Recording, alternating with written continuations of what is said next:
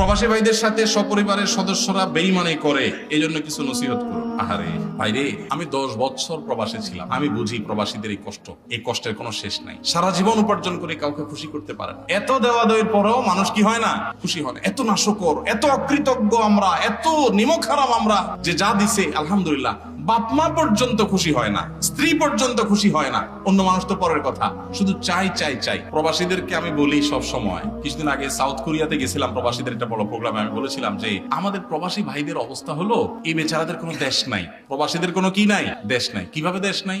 এরা যদি নিজের দেশে আসে, প্রবাসীরা যদি দেশে আসে, বাজারে ঘাটে রাস্তায় দোকানে সবাই বলে বিদেশি আসে। কি বলে? বিদেশি। তাহলে নিজ দেশে সে কি? বিদেশি।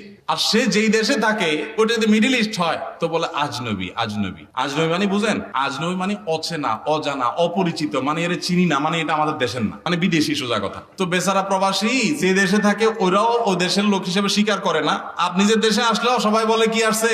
বিদেশি আসছে। তো বেচারা কোনো দেশ আছে? নাই। দেশ হলো ওই বিমানে, যতক্ষণ আকাশের উপরে থাকে ওই বিমান। এই কষ্টের কোনো শেষ নাই। সারা জীবন উপার্জন করে কাউকে খুশি করতে পারে না, এত দেওয়া দেওয়ার পরেও মানুষ কি হয় না, খুশি হয় না। এত নাশকর, এত অকৃতজ্ঞ আমরা, এত নিমক হারাম আমরা, যে যা দিছে আলহামদুলিল্লাহ, বাপ মা পর্যন্ত খুশি হয় না, স্ত্রী পর্যন্ত খুশি হয় না, অন্য মানুষ তো পরের কথা, শুধু চাই চাই চাই। কত কষ্ট সেখানে তারা করে। যদি তারা একেবারে আরামের মধ্যেও থাকে, প্রিয়জন থেকে দূরে থাকার কষ্ট কত বেশি, এটা যারা জেল জীবনে থাকে তারা বুঝে। আর যারা প্রবাসে আছে তারা কিছুটা টের পায়, কত কষ্ট হয়। এজন্য প্রবাসীদের প্রতি জুলুম করবেন না আল্লাহর হস্তে, তাদের প্রতি রহম দিল হবেন, খাই খাই করবেন না। যা দিতে পারে শুকর আদায় করবেন, না দিতে পারলে বেচারার ওজর আছে এটা বুঝবেন। কোনোভাবে ব্লেম এবং অভিযোগ করে বেড়াবেন না। আর প্রবাসীরা যারা আছে আমি তাদেরকেও বলি, আপনারা একটু বিবেক বুদ্ধি খরচ করে চলেন। যা কামাই করেন সব ঢাইলা দিছেন, একদম বইয়ের কাছে, বাপের কাছে, ভাইয়ের কাছে, মায়ের কাছে সব দিয়ে দিছেন, নিজের হাতে কিছু রাখলেন না। এরপর দেখা গেল বউ যদি অমানুষ হয়, চম্পট। আছে না নাই? প্রবাসে থাকে তো বউরে কাছে পায় না, দূরে থাকে, মিস করে অনেক বেশি, ফিল করে অনেক বেশি, মহব্বতের ছোটে টাকা পয়সা সব বউয়ের নামে দেয়। আপনার তো ইসলামীটা বলে নাই বউরে কিছু দেন, তুমি খরচ করো স্বাধীনভাবে, বাট আপনারটা আপনার কাছে রাখেন। অনেক ছেলেরা আছে বাপের নামে সব জমি জমা কিনে প্রবাসীরা। আবার অনেক বাপরাও আছে এত বেবুজা, ছেলে নিজের নামে জমি কিনলে বাপ মন খারাপ করে। এটা বাপের মূর্খতা, বাপের অজ্ঞানতা, বাপ জানছে না সেজন্য এটা করছে।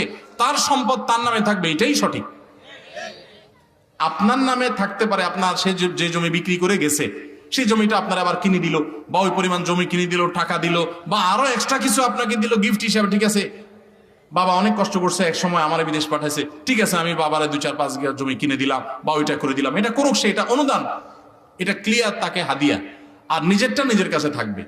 এই হিসাবগুলো আলাদা আলাদা না করার কারণে পরে একসময় ভেজাল হয়। আমরা হলাম, সব লোক হলো মুখে মুখে মিষ্টি, আতে আতে বিষ, দাঁতে দাঁতে মিষ্টি, আতে আতে বিষ। উপর দিয়ে বলি না না না আমার নামে দরকার নাই, সব তোমার নামে হোক। কদিন পরে এবার বলি না এগুলো তো আমার কামাই করা জিনিস। তা আগের ভেজালে ভালো ছিল, ক্লিয়ার কাট করা দরকার ছিল। প্রবাসীরা অনেকে ভুলটা করেন, এই ভুলটা করবেন না। ইসলাম আপনারা বলে না উজাড় করে সব ঢেলা দিয়ে এক জায়গায়, এরপরে ধরা খায় বলেন যে আমার তো হায় হোসেন, হায় হোসেন, আমার তো হায় কপাল, হায় কপাল। আল্লাহ আমাদেরকে সংশোধন হওয়ার তৌফিক দান। অতএব প্রবাসী ভাইদের প্রতি সবাই সদয় যেমন হব, প্রবাসী ভাইরাও বুদ্ধিদীপ্ত ডিসিশন নিব, চিন্তা ভাবনা করে নিব এবং খুব হিসাব নিকাশ করে করব। অনেক প্রবাসী এখনো আছে নিজের অ্যাকাউন্টও নাই, টাকা সব আরেকজনের কাছে পাঠাচ্ছে। এই ভুল কাজগুলো করবেন না আল্লাহর ওয়াস্তে, এবং নিজের হাতে জিনিস রাখবেন যাতে করে কেউ আপনার সাথে বিট্রে করতে না পারে। আল্লাহ ওনাদেরকে বোঝার তৌফিক দান করুন।